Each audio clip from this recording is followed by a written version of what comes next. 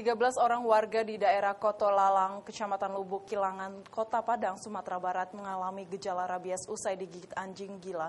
Korban menjalani perawatan di rumah dengan pemberian vaksin anti rabies dari petugas puskesmas setempat.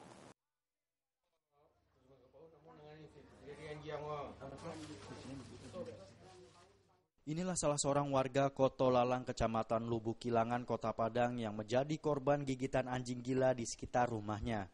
Gigitan anjing ini terjadi saat korban hendak pulang ke rumah. Korban yang bernama Alfitri, seorang pedagang ayam ini, digigit anjing di bagian betis kirinya saat mengendarai sepeda motor menuju rumahnya. Usai digigit, korban langsung mengalami demam tinggi dan detak jantung tidak normal. Korban pun sempat dilarikan ke rumah sakit untuk mendapatkan pertolongan pertama, yakni pemberian vaksin anti rabies. Saat ini korban dirawat di rumahnya dengan pengawasan pihak Puskesmas Lubuk Kilangan.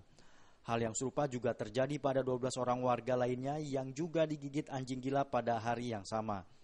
Ke-13 warga yang digigit anjing ini terjadi di beberapa lokasi yang berbeda. Kita sedang di atas motor kan mau pulang. Pas pendakian dari CT itu datang tidak tanpa setahun kita, datang anjing tuh tidak ada kelihatan, udah lengket aja di kaki. Pas kita menoleh itu kan kelihatan anjing, langsung lengket di kaki, langsung kita rebahkan motor tuh. Sebagai penanganan awal, pihak Puskesmas Lubuk Kilangan pun telah membagikan sebanyak 20 vaksinasi anti rabies kepada warga setempat. Ke-13 orang korban ini mengalami gejala rabies usai digigit anjing gila tersebut. Sebenarnya belum menyatakan rabies, itu kan hanya kasus gigitan. Cuman karena anjingnya sudah menggigit berderet 4 orang, mungkin kita akan lari ke rabies gitu. Karena langsung dengan hari yang sama, kejadian yang sama, langsung 4 orang. Kalau memang udah rabies, ya berbahaya lah, karena bisa menyebabkan kematian. Hingga sekarang warga Kotolalang, Kecamatan Lubuk Kilangan ini masih memburu anjing gila yang berkeliaran di kawasan tersebut yang diduga rabies. Kasus ini merupakan yang pertama kalinya terjadi di kawasan tersebut. Dari Padang, Sumatera Barat, Rizal Mandailing melaporkan. Jembatan yang menghubungkan dua kecamatan di Medan, Sumatera Utara dalam beberapa hari terakhir tidak lagi bisa digunakan.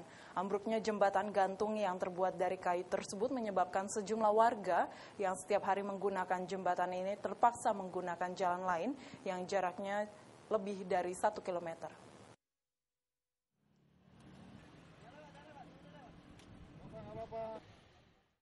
Jembatan gantung yang menghubungkan Kecamatan Medan Labuhan dan Kecamatan Medan Marelan, Medan, Sumatera Utara ini dalam beberapa hari terakhir tidak lagi bisa digunakan warga setelah jembatan yang telah berumur lebih dari 30 tahun ini ambruk. Akibat ambruknya jembatan, sejumlah warga yang biasanya menggunakan jembatan ini terpaksa harus menggunakan jalan lain yang jaraknya lebih dari 1 kilometer. Ambruknya jembatan yang hampir seluruh materialnya terbuat dari kayu ini setelah tali penyangga jembatan putus usai terkena kobaran api yang berasal dari tumpukan sampah yang sengaja dibuang warga di sekitar jembatan.